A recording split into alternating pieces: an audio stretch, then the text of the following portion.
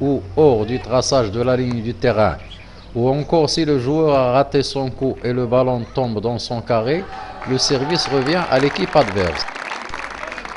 Chaque équipe du volleyball est composée de 10 joueurs, dont 6 jouent ensemble dans leur carré tout au long du match. Durant le match, les 4 joueurs restants, c'est-à-dire les remplaçants, sont assis de part et d'autre de la table située au bord du terrain. Chaque joueur est en effet individualisé par un numéro qu'il ne pourra changer tout au long du match. Le numéro doit avoir une hauteur de 15 cm sur le dos et de 10 cm sur la poitrine.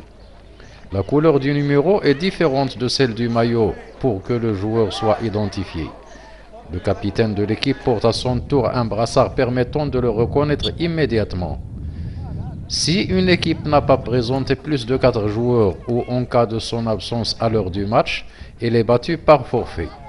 Toutefois, et pour éviter à une équipe de se déplacer en vain, il est permis qu'elle commence le jeu à 5 joueurs en attendant l'arrivée de tous les joueurs inscrits sur la liste officielle du match.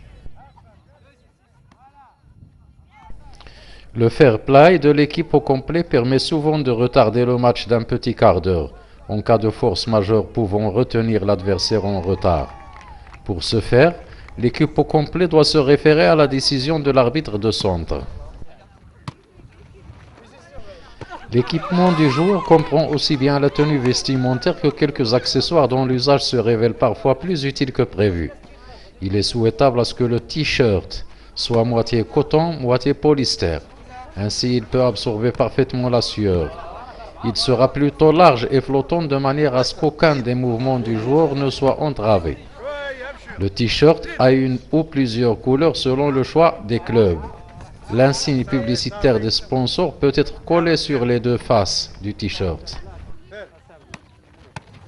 Comme pour tous les sports, la connaissance parfaite des règles de jeu est un élément essentiel pour les joueurs, pour l'entraîneur, pour l'arbitre et pour le spectateur. Le ballon est donné à l'adversaire soit directement par le service, soit après quelques échanges en cours du jeu. La défense s'effectue en face du filet à 2 mètres de la surface interdite pour repousser le ballon dans le coin adverse. Les joueurs se déplacent avec liberté et rapidité dans le carré de leur camp. Des mouvements latéraux, droit et gauche, sont nécessaires pour la saisie du ballon qui ne doit en aucun cas être retenu dans la main ou bloqué par un joueur.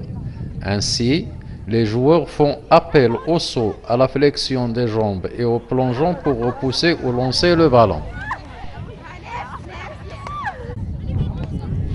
À chaque fois que l'arbitre siffle un point, l'équipe qui a marqué le point perd l'avantage du service.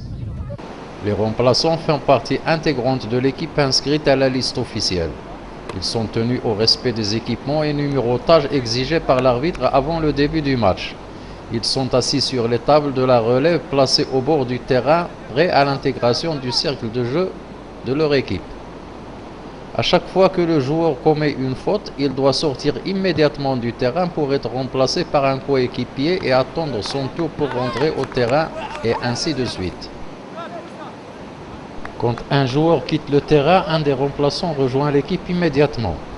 Quand l'arbitre siffle un temps mort pour dégager un blessé, le remplaçant prend la relève. Le capitaine d'équipe peut demander à l'arbitre une seule fois au cours de chaque mi-temps un temps mort d'1 minute pour consultation. Un match de volleyball a une durée de 60 minutes pour les hommes et juniors masculins, soit une durée de 30 minutes chaque mi-temps. 40 minutes pour les femmes, 20 minutes chaque mi-temps pour les jeunes équipes, qu'elles soient masculines ou féminines. La durée de la partie est de 30 minutes, la mi-temps est de 15 minutes. L'arbitre siffle le point dans les conditions suivantes. Le ballon tombe en dehors du terrain quand le jeu a déjà commencé. Si le ballon du joueur chargé du service tombe dans la zone interdite de l'adversaire sans toucher le filet, le point est marqué par le joueur. Si le ballon du joueur chargé du service tombe dans la zone interdite de son camp, le point est marqué contre lui. Si le service est refait 2 fois de suite, le point est à l'adversaire. Si un ou plusieurs joueurs d'une même équipe touchent le ballon plus de 4 fois, le point est marqué contre son équipe. Si le ballon est tombé plus de 2 fois sur le sol du terrain, le point est marqué contre l'équipe qui joue dans ce cercle. Si un joueur tire ou passe le ballon à l'adversaire à partir d'une zone interdite, le point est marqué contre lui.